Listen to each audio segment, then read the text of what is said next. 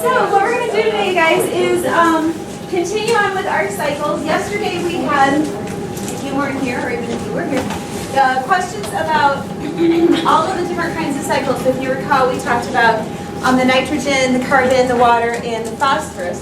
With that, what you needed to do was answer the questions and submit those onto Classroom.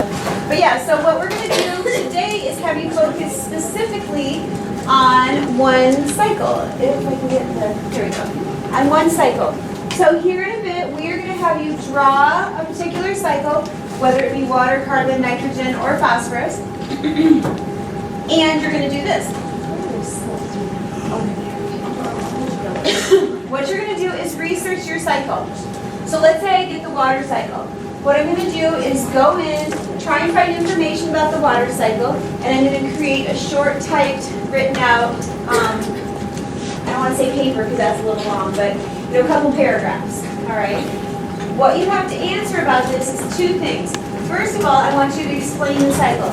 So I want you to talk about the pathway of how it moves through the environment. The biggest thing we want to focus on is at the top there where it says energy and matter. Energy drives the cycling of matter within and between systems. Okay? What that means is simply, I want to know that you know how the energy runs through your system. Okay? So for water, you can on your thing you can talk about how it evaporates, how it precipitates, how it's going to transpire up through the plants. So really, what happens within that cycle? Okay? So the written part of it is here. You've got these two things here, and this kind of unpacks it. So you're going to explain your cycle. You're going to talk about how molecules move through. So for the carbon cycle, how does carbon get back up into the environment? It's obviously through respiration. It can be through burning of different things. And then it gets into plants as they take CO2 out of the environment. We eat it, and it goes back up. Okay? So the last part then is this one under number 3. And to me, this seems to be kind of like the meatiest or the most important part. Do humans affect the cycle?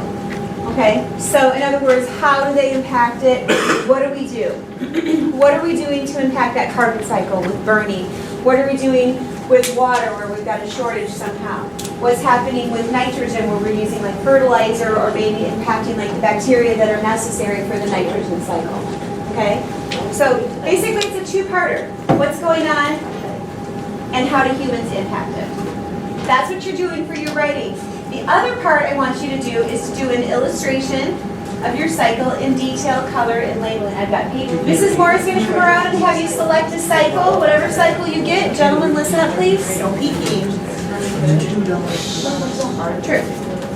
Whatever cycle you get is the one that you're going to research. That's the one that you're going to draw. Basically, all you have to do is put, how the energy is getting into. So what's going in, what's coming out, how does it cycle through. And I'd like you guys to do this hopefully not from looking at your information that you got, but just kind of from memory, which is why it's kind of a checking for understanding. I want to make sure you understand.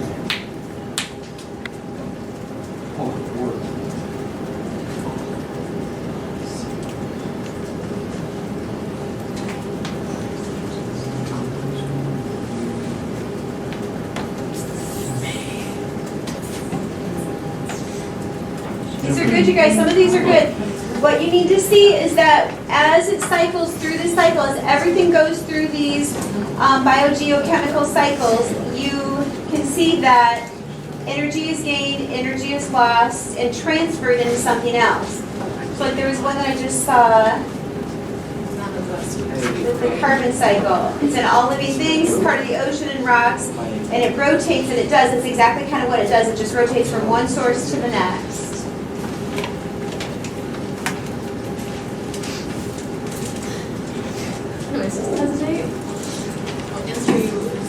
Very good. Whoever just typed this on flash tables is good too. Weathering and rain in the soil is taken up with the plants, transferred to the animals when eating.